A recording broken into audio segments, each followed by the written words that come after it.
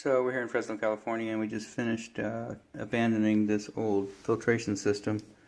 It's by Clovis. So anyways, took all the piping out. Tubing came from here, and that is the worst way to mount a cold water supply to a faucet. Never drill into an existing pipe. There's no way to cap it off, and so that's not our work, but it is existing. So I'd monitor that. If you start seeing any water dripping off of that, or it's just what they do is they drill a hole in the iron pipe and they take a little saddle valve with gaskets, they clamp it on there, and then they screw that little T-handled valve on there, and that's how they supply water to the water filtration system. It's better if you come up here, just like you do on the hot side. You've got two-sided valve right there, okay? So, should have done the same thing. I don't know why plumbers do that. It doesn't take that much more effort. Actually, it's easier than just drilling a hole in a pipe like that. So, I would monitor that and make sure that you don't start to get any leaking out of there. Let me see real quick. You actually do have some bleeding out of that. I can't work on that because I will own it after that. Don't like the assembly, it shouldn't be there, and I'm not sure what to do with that. So anyways, we're abandoned here. We got a sinkhole cover to cover up the hole where the faucet was at, which is sitting right there. Outside of that, our installation is done.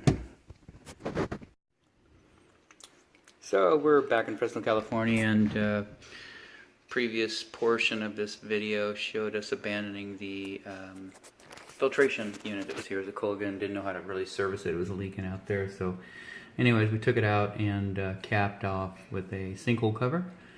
And down below showed you the old saddle, which is now sitting just kind of hanging out down there, right there. That old saddle, I mean, it's the worst idea anybody ever had. I mean, if you're stuck and there's nothing else to do, great. But in here, you could have put that saddle up here on the pipe or changed the angle stop, anything. Anyways, what they did is they drilled a hole, and I explained that earlier, drilled a hole in the pipe, and that saddle no longer contained the water.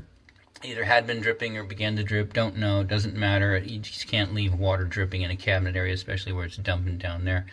So anyways, we ran over to Ferguson, grabbed this dresser coupling. So that's a stainless steel with a rubber gasket about a halfway around. You can see the rubber gasket at the top. It's about a half circle around there. Anyways, so 2 3/8 inch bolts and nuts there, tightens it down, compresses it, and seals that hole. So I would ask that you just occasionally look down here at the very bottom and just run your finger around here. Be careful you don't cut it on this steel, and just make sure that no water's developed. You'd be able to see down here right now if there was water leaking. You would see it start to discolor and saturate with water. So it looks like it's good. We're going to leave it, monitor it, and outside of that, this installation is done.